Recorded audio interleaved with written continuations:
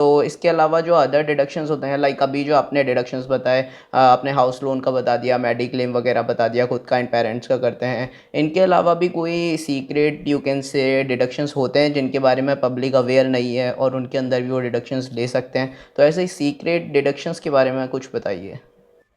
देखिए, secret deductions मतलब deductions, अब ऑब्वियसली 70 एग्जेम्पशंस डिडक्शंस मैं बोल रहा हूँ, तो नॉर्मली पब्लिक को जो बेचे जाते हैं आइदर बाय इंश्योरेंस एजेंट्स या फिर कोई भी अगर वो सेल ऑफ कर रहा है, तो वो 80C जो डिडक्शन है 1,50,000 का मेजरली वही सेल करते हैं।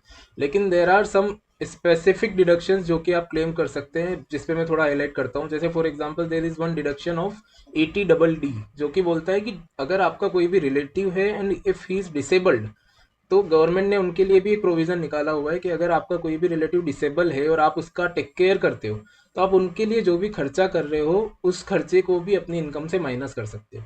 और उसकी लिमिट्स उन्होंने दी गई है 75,000 रुपीज़ अ ईयर, अगर आपने 80% से कम की डिसेबिलिटी है, और अगर 80% से ज़्यादा की डिसेबिलिटी हो जाती है तो 1,25,000, which is a big amount. तो आपको ये भी आपके लिए ये अगर नई चीज़ होगी कि अगर आपका कोई भी रिलेटिव है जिसका आप टेक केयर कर रहे हो, if he is disabled as per disability mention in the income tax act, तो उसके लिए भी आप डिडक्शंस क्लेम कर सकते हो। Secondly there is a deduction of 80E which is education loan. अब लोग बाग एजुकेशन लोन तो काफ़ी ले लेते हैं, और ये भी उनको लगता है कि यार एजुकेशन लोन है उस पर टैक्स डिडक्शन मिलेगा। लेकिन लोगों को ये नहीं पता है कि there is no upper limit also. अगर कोई भी इंटरेस्ट आप एजुकेशन लोन के लिए पे करते हो तो there is no upper limit. आज गवर्नमेंट ने, अगर आप होम लोन लेते हो तो होम लोन के अंदर भी एक अपर लिमिट रखी हुई है, राइट, कि अगर आप इंटरेस्ट पे करोगे तो आपको मैक्सिमम 2 लाख रुपए तक का डिडक्शन मिलेगा। लेकिन एजुकेशन लोन के लिए कोई अपर लिमिट नहीं है। One of the thing is that उसके अलावा similar to that there are also deductions which are if you are donating to some trust. अगर आप कोई ट्रस्ट में बिलीव करते हो कि, और आप उनको डोनेशन करते हो, then subject to the criteria there are some deductions available to that. तो ऐसे काफ़ी सारे डिडक्शंस है जो कि आप क्लेम कर सकते हो। आपको सिर्फ करना ये है कि आपको उन सबकी जानकारी लेनी है कि किस डिडक्शन के अंदर मुझे एलिजिबिलिटी मिल रही है, और उसके हिसाब से आप अपने इनकम टैक्स रिटर्न के अंदर डिडक्शन क्लेम कर सकते हो। ओके, ओके शुभम सर, तो आपने अभी 2 बहुत अच्छे-अच्छे यूनिक बताए। इसके अलावा और थोड़े बहुत हमारी ऑडियंस के लिए कुछ कंट्रीब्यूट कर दीजिए, कुछ ऐसे डिडक्शंस और बता दीजिए थोड़े बहुत जो आपको याद आ रहे हो एट द हाँ जी। मोमेंट। देखिए, इसमें क्या है कि कुछ कुछ चीज़ें ऐसी है जो कि नॉर्मल लोग सोचते भी नहीं है, और इनकम टैक्स एक्ट भी एकदम छुपा के रखता है अंडर द लाइंस। तो इसका एक एग्जांपल मैं आपको देता हूँ कि there is old regime versus new regime, ठीक है। अब गवर्नमेंट ऐसा बोलती है कि आपको सारे के सारे डिडक्शंस फोरगो कर देने हैं न्यू रिजिम के अंदर। तो मन में एक सवाल आता है कि यार मैंने अगर होम लोन लिया हुआ है ये सोच के कि मैं इस पे जो इंटरेस्ट है उस पे 2 लाख का डिडक्शन हर साल लूंगा, ठीक है, अप टू जब तक 20 साल तक मेरा होम लोन चलेगा। तो इसका मतलब अगर मैं न्यू रिजिम में चला गया तो वो तो मेरा लॉस हो गया, राइट। तो गवर्नमेंट ने उसके लिए भी एक प्रोविज़न निकाला है, जो कि इनकम टैक्स एक्ट के अंदर है। उसमें ऐसा कहा जाता है कि अगर आपका घर अगर आपका घर सेल्फ ऑक्यूपाइड है या वैकेंट पड़ा है, ठीक है, तो इन दैट केस हम सिर्फ आपको ओल्ड रिजिम में डिडक्शंस देंगे। लेकिन अगर आपने घर को लेट आउट कर दिया, मतलब आपने रेंट पे अगर चढ़ा रखा है, तो हम आपको न्यू रिजिम के अंदर भी डिडक्शन देंगे। तो ये एक सीक्रेट, अगर आपको सीक्रेट जानना था तो ये एक सीक्रेट है जो लोगों को नॉर्मली पता नहीं। लोग यही समझते हैं कि मैंने तो घर ले लिया, अब भले उसमें रह रहा है कोई, या मैं रह रहा हूँ या कोई और रह रहा है, उस पर मेरे को डिडक्शन मिल जाएगा, बट ऐसा नहीं होता है। Old regime versus new regime का डिफरेंस भी आपको समझना होता है। उसके अलावा एक और चीज़ होती है, अगर आप सैलरी कमाते हैं तो सैलरी में कंपोनेंट होता है लीव ट्रैवल अलाउंस का, एलटी हम जिसको बोलते हैं। लीव ट्रैवल अलाउंस का ऐसा होता है कि 4 ब्लॉक के अंदर, 4 साल के अंदर 2 ब्लॉक का आपको एलटी एग्जामेशन मिलता है। अब एलटी होता क्या है, तो बेसिकली गवर्नमेंट बोलती है कि आप दिन भर काम कर रहे हो, ठीक है, आपको भी छुट्टी चाहिए, आप भी घूमने जाओ, थोड़ा एंजॉय करो, और वो जो आप एंजॉय कर रहे हो उसका भी आप डिडक्शन हमसे ले लो। और इसका रीज़न क्या होता है, आज अगर मैं बिजनेसमैन हूँ, ठीक है, अगर मैं बिजनेसमैन हूँ और तो मुझे जो बैलेंस शीट और प्रॉफिट एंड लॉस बनाना है, तो प्रॉफिट एंड लॉस के अंदर मैं सारे खर्चे निकाल के जो नेट इनकम होती है उस पर टैक्स भरता हूँ। लेकिन सैलरी वालों के लिए ऐसी कोई स्कीम नहीं है कि मैं नेट मेरे खर्चे निकाल के करूँ।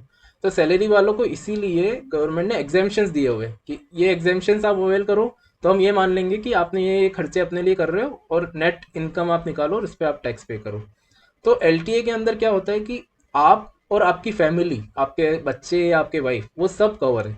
तो मान लीजिए अगर आप कहीं फॉरेन डेस्टिनेशन, सॉरी, मान लीजिए आप कहीं डोमेस्टिक डेस्टिनेशन पे जाते हैं, इसमें फॉरेन डेस्टिनेशन कवर्ड नहीं होता है फॉर योर इन्फॉर्मेशन।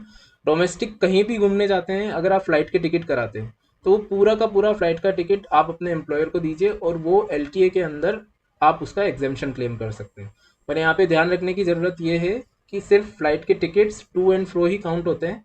अपना जो वहाँ पे आपने होटल का खर्चा किया या खाने पीने का खर्चा किया या लोकल ट्रांसपोर्ट का खर्चा किया, वो सब इंक्लूड नहीं होते। तो गवर्नमेंट आपको प्रमोट कर रही है कि आप घूमने भी जाएं और उसका भी आप एग्जेम्पशन क्लेम करके उस पर टैक्स बचा सकते हैं। ओके शुभम, तो इसके अलावा आपने एक मेरे को पहले भी बताया था कपल्स के लिए, अर्निंग कपल हैं अगर दोनों ही हस्बैंड एंड वाइफ जो है जॉब में है, तो उस केस में उनके लिए आपने कुछ स्पेशल तरीका बताया था टैक्स के ऊपर, तो वो क्या था उसके बारे में थोड़ा बताइए। हाँ जी। देखिए, अगर आप कपल हैं और आप दोनों अर्न कर रहे हैं, ठीक है, तो आज आपको भी पता है कि आप कोई भी फ्लैट या घर खरीदने जाएंगे तो मिनिमम 1 करोड़ का इन्वेस्टमेंट तो नॉर्मल हो गया है आज के टाइम पे। अगर नॉर्मल आप दोनों कपल हैं तो आप मन में यही सोचेंगे कि हम लोग हमारी लोन ले लेते हैं और हमारी ईएमआई चालू कर देते हैं तो हमारी सैलरी में से ईएमआई कटती जाएगी। तो अगर आप एक इंडिविजुअल होके लोन लेंगे, ठीक है, तो आप मैक्सिमम बेनिफिट जो ले सकते हैं वो आप ले सकते हैं दो चीज़ का, एक होता है इंटरेस्ट और एक होता है प्रिंसिपल। प्रिंसिपल का डिडक्शन आपको मिलता है 80C सेक्शन के अंदर। इंटरेस्ट का डिडक्शन मिलता है आपको 24B सेक्शन के अंदर, जो कि इनकम फ्रॉम हाउस प्रॉपर्टी में जाता है। ठीक है। इंटरेस्ट की लिमिट है 2 लाख रुपए की, 80C की लिमिट है 1,50,000 रुपीज़ की। ठीक है, लेकिन यही अगर आप कपल है, दोनों कमा रहे हैं, ठीक है, तो आप ये एक टैक्स प्लानिंग हम इसको बोल सकते हैं जो आप कर सकते हैं कि आप वो जो घर है या फ्लैट है या आप बंगलो जो भी लेना चाह रहे हैं वो आप जॉइंट नेम पे ले लीजिए। तो जॉइंट नेम पे लेने में फ़ायदा ये होगा कि ये जो लिमिट्स है ये डबल हो जाएगी। तो ये अगर मान लीजिए आप 3 लाख रुपए का एक साल में इंटरेस्ट पे कर रहे हैं, विच इज़ वेरी नॉमिनल, क्योंकि अगर 1 करोड़ का घर है और अगर आप लेट से 20% भी डाउन पेमेंट करते हैं या 30% भी डाउन पेमेंट करते हैं, 70 लाख रुपए का आपको लोन बनता है। 70 लाख पे मोटा मोटी ईएमआई आएगी 50,000, 55,000, 60,000, it depends on the interest.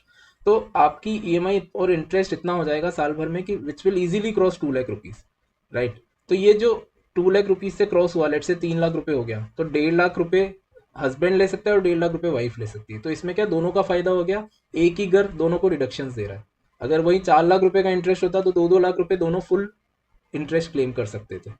तो ये एक बहुत अच्छा टूल हो जाता है टैक्स प्लानिंग का, इफ़ यू आर वर्किंग और अगर आप सैलरी कमा रहे हो और अगर आप घर लेने का प्लानिंग कर रहे हैं तो।